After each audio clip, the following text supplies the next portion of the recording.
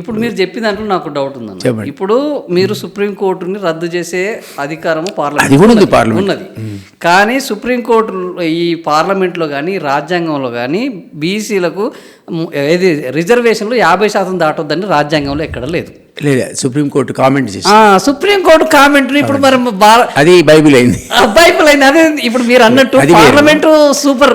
దాన్ని కూడా పార్లమెంట్ తలుచుకుంటే ఆ సీలింగ్ ఎత్తేయచ్చు. కానీ అంత ఈజీ కాదు కదా. ఇప్పుడు నేను చెప్పింది కూడా సుప్రీంకోర్టు మాకు వద్దంటే తమిళనాడు కావాలంటాడు, ఆంధ్రప్రదేశ్ వద్దంటాడు, తెలంగాణ కావాలంటాడు, కర్ణాటక అంటే అప్పుడు మీరు ఇది అది అమలు కాదు.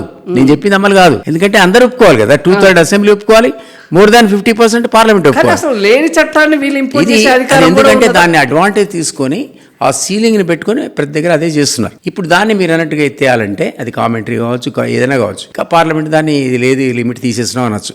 అనగలుగుతారా? రిజర్వేషన్కు బీహార్ వ్యతిరేకం, బీసీ రిజర్వేషన్కు యూపీ వ్యతిరేకం, బీసీ రిజర్వేషన్కు ఇంకో రాష్ట్రం వ్యతిరేకం, మనం అనుకూలం. ఇన్ ప్రిన్సిపల్ గా చాలా మంది వ్యతిరేకం, బయటకు చెప్పారు అంతే. మాట అనకూడదు కానీ నార్త్లో ఉన్న మెజారిటీ స్టేట్స్ ఈ రిజర్వేషన్కి వ్యతిరేకం, మనం అనుకూలం.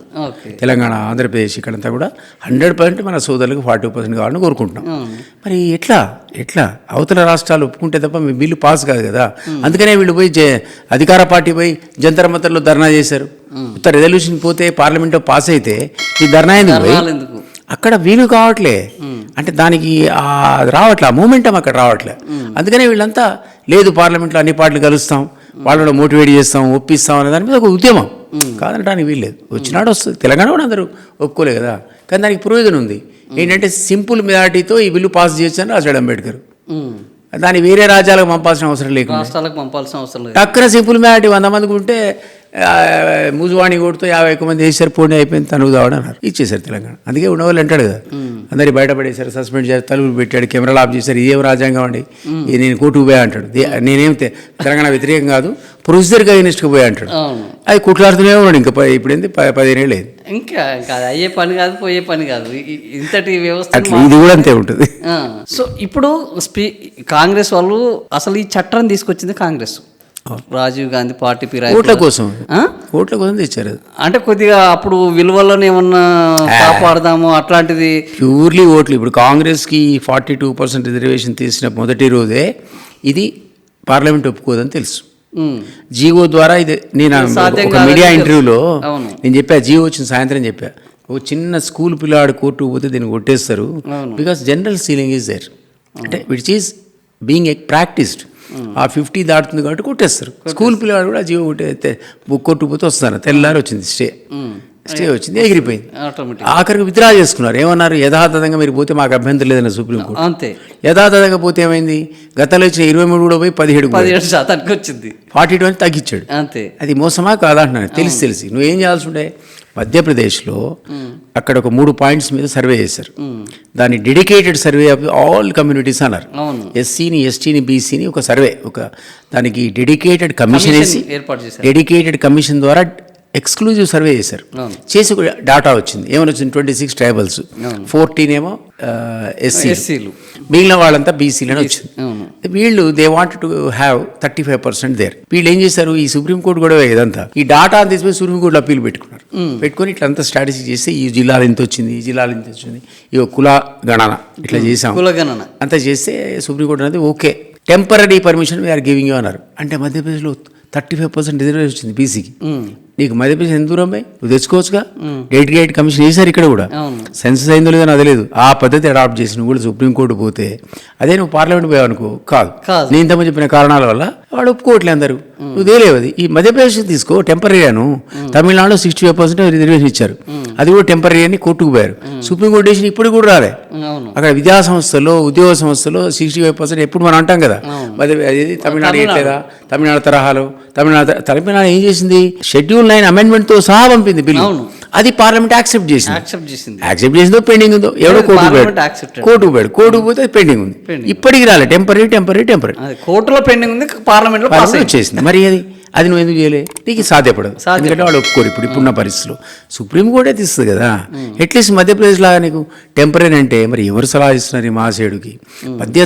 మధ్యప్రదేశ్ తరహా కనీసం ఎక్స్పెరిమెంట్ చేసిన మన సోదరులకు 17 బదులు 35 వచ్చేది అంటున్నాను నేను.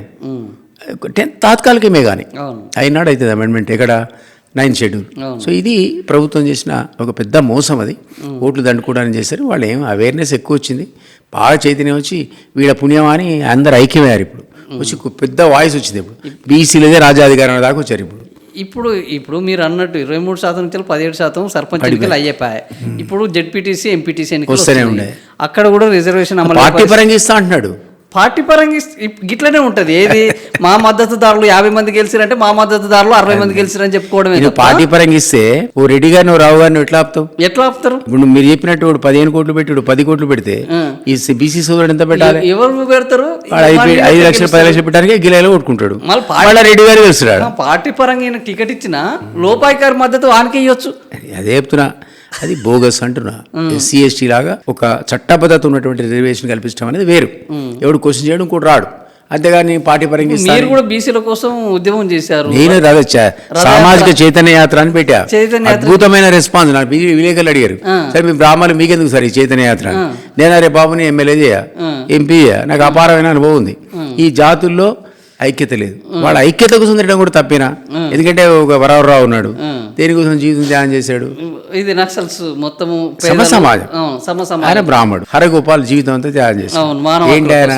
అంతే, ఆయన ఫేమస్ కదా మానవ హక్కులకు. వద్దు, ఆయన బ్రాహ్మడు కాబట్టి మీ ఏమంటావా? ఆయన ఇచ్చే మానవ హక్కులు. రామకృష్ణ దుపాయి పట్టుకొని అక్కడ తిరుగుతున్నాడు. అవును, ఇదే బ్రాహ్మణ్. ఆయన ఏమంటున్నాడు? సమాజ నిర్మాణం అంటాడు. నీకంటే నాకంటే బెటర్ కదా పాపం, జీవితం త్యాగం చేశాడు కదా ఆయన బ్రాహ్మడు. కాబట్టి వ్యక్తి కాదు, నేను చెప్పే ఫిలాసఫీ ఏంటి? అరే బాబు ఏకంగా అండి ఈ ఓటు జిలద్ర అధికారం మీరు తీసుకోండి అంటున్నా. అంటే వాళ్ళు యాక్సెప్ట్ చేశారు. సరిగా మిమ్మల్ని ప్రశ్నించేదే లేదు, మీరే పోటీ చేయకపోతే మీ వాదం పదవులు కోరుకునే వ్యక్తి ఏం చేసినా కూడా సమాజం యాక్సెప్ట్ చేయాలి కదా. ఇప్పుడు కవిత ఉంది, కవిత నేను కూడా సామాజిక తెలంగాణ అంటుంది, అవకాశం వస్తే సీఎం అవుతా అంటుంది. సర్పంచ్ తెలంగాణలో కాడెత్తేసి అవకాశం ఉంటే సీఎం అంటుంది. నేను అవకాశం లేదు, గ్యారంటీ సీఎం అయితే అంటుంది. ఏదో ఒక రోజు నేను అసలు ఎమ్మెల్యే వద్దురా ఎంపీ వద్దని నీకోసం పని చేస్తా అంటే నువ్వు నన్ను తీసుకుంటావా? అని తీసుకుంటావా? ఎగ్జాంపుల్, నేను సీఎం అవుతాను, వీళ్ళు పడతాను అంటుంది. అదే ఇంకా ఎంక్వైరీ కూడా చేస్తారు. అదే గ్రూప్ లో అదే ఫ్యామిలీలో ఉండి ఈ రోజు ఎంక్వైరీ చేస్తా అంటుంది. మనకు ఆదరలేం, ఆమెకు ఉన్నదే హక్కు. ఆ రోజు పట్టించుకోలేదేమో, మరి ఏం జరిగిందో మనకు తెలియదు.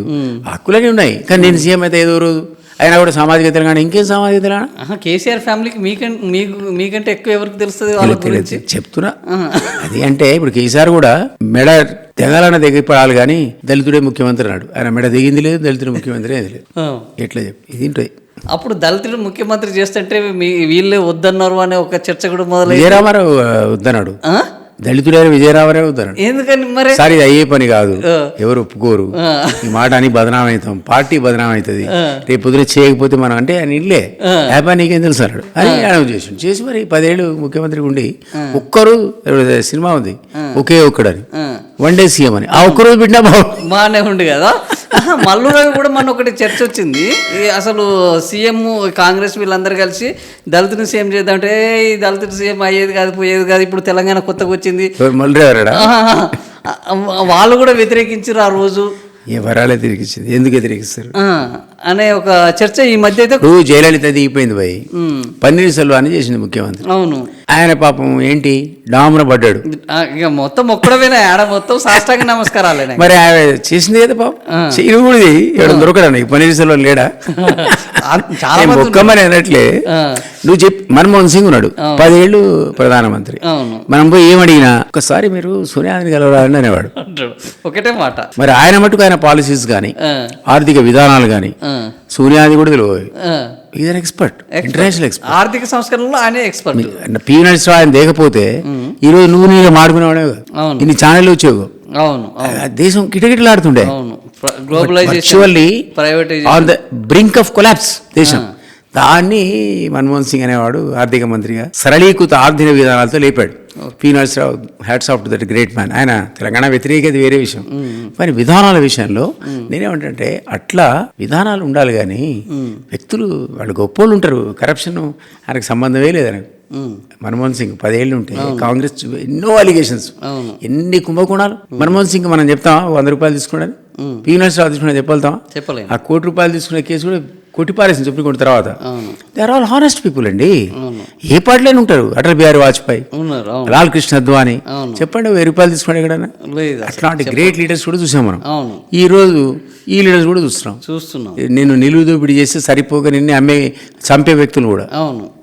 ఇది as you said మాకరీ of democracy.